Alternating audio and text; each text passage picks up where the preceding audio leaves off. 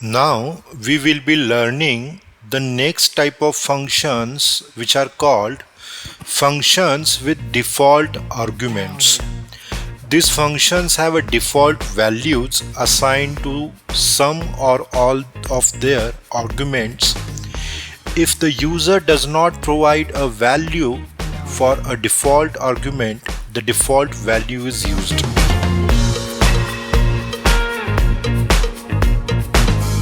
मतलब क्या है कि आपने एक फंक्शन बनाया है। फंक्शन में जैसे मैंने यहाँ दिखाया, आपने a एंड b नाम के दो आर्ग्यूमेंट पास किए हैं। अब इससे रिलेटेड कुछ लग रहा है, क्या है कैसे है दिखाता हूँ, मैं बताता हूँ।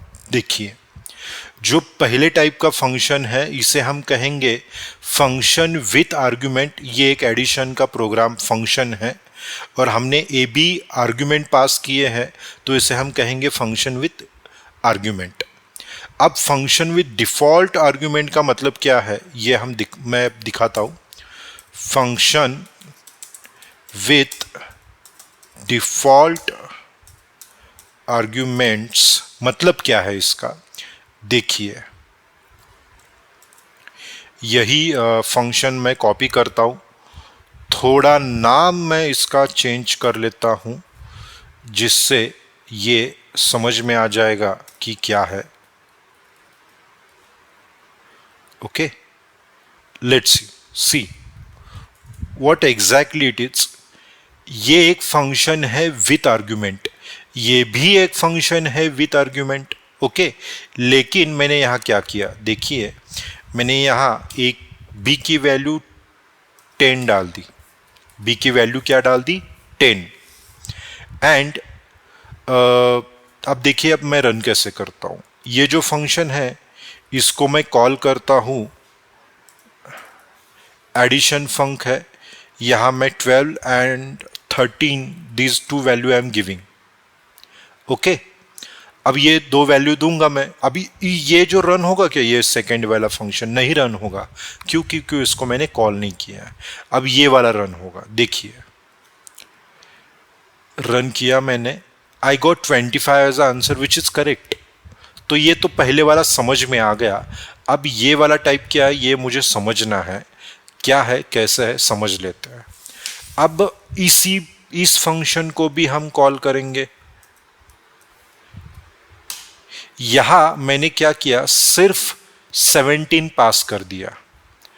अब इसका मतलब क्या है, इसका मतलब है, इसको मैं थोड़ा सा कमेंट कर देता हूं जिससे सिर्फ ये फंक्शन रन हो। कमेंट का मतलब होता है कि ये कॉल नहीं हुआ है तो ये रन नहीं होगा।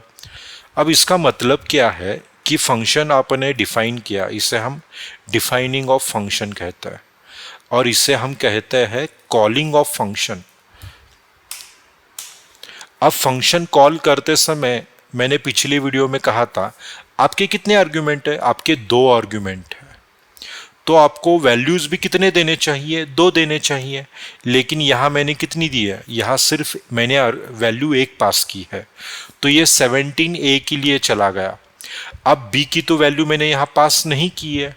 अब पास नहीं की है तो ये बी की एक डिफॉल्ट वैल्यू 10 रखी है मैंने, 10, वो ये फंक्शन ले लेगा और ये प्रोग्राम एग्जीक्यूट कर देगा। तो जो हम टाइप सीखने जा रहे हैं functions with argument, default argument, इसका मतलब होता है कि आप आर्ग्यूमेंट की एक वैल्यू दे देते हो और इसे आप डिफॉल्ट वैल्यू कहते हो। ये तभी यूज होगी जब यूजर ने सेकेंड आर्ग्यूमेंट की वैल्यू पास नहीं की है। यहां लिखता हूं मैं, if user does not pass value of second argument, then default value is considered। मतलब यूजर ने अगर सेकेंड वैल्यू पास ही नहीं की है तभी ये डिफॉल्ट वैल्यू यूज होगी, अदरवाइज यूज नहीं होगी।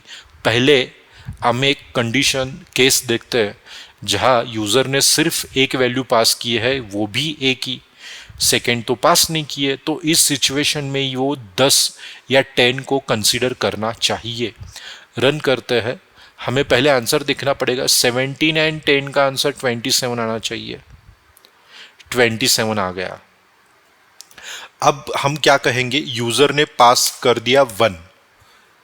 तो पहले जब रन किया था यूजर ने तो सिर्फ एक ही वैल्यू पास की थी, उसने एक ही।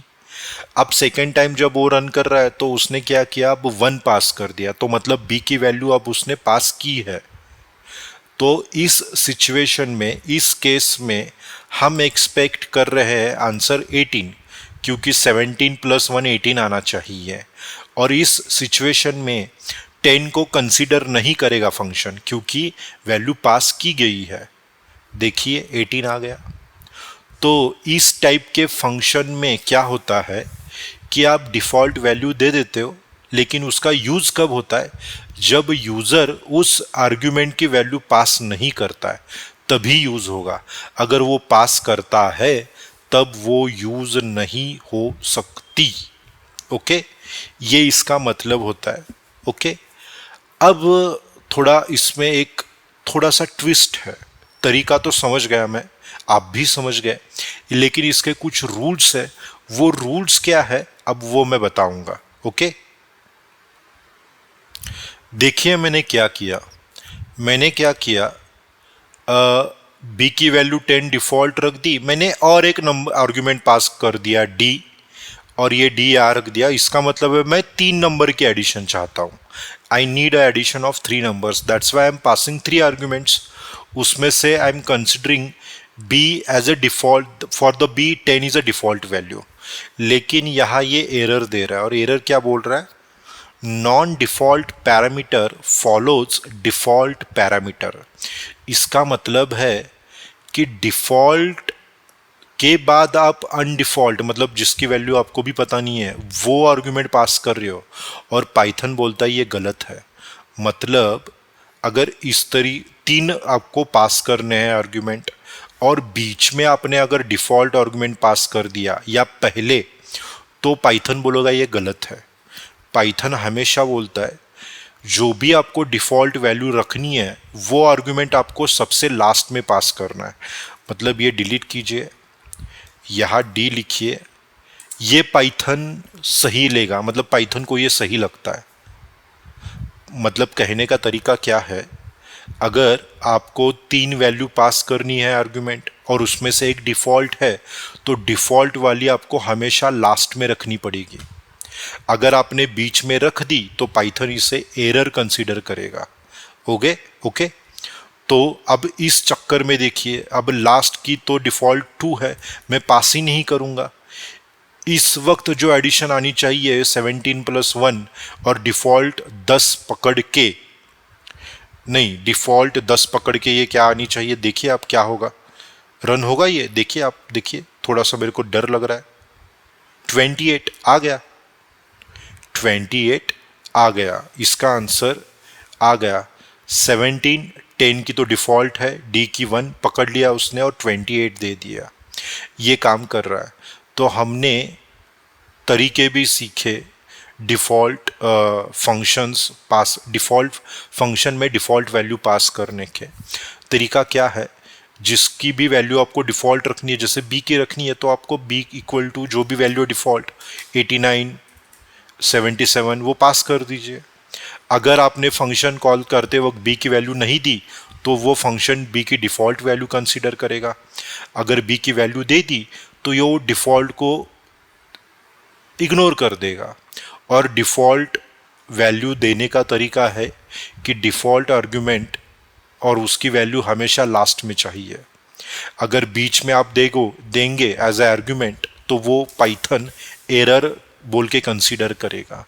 ठीक है, आज और इस वीडियो में हमने देखा कि फंक्शंस विथ आर्ग्यूमेंट। ओके, इसके अगले वाले वीडियो में हम और एक प्रकार का फंक्शन देखेंगे जो पाइथन में बहुत फेमस है और बहुत यूज़ होता है। तब तक के लिए थैंक यू।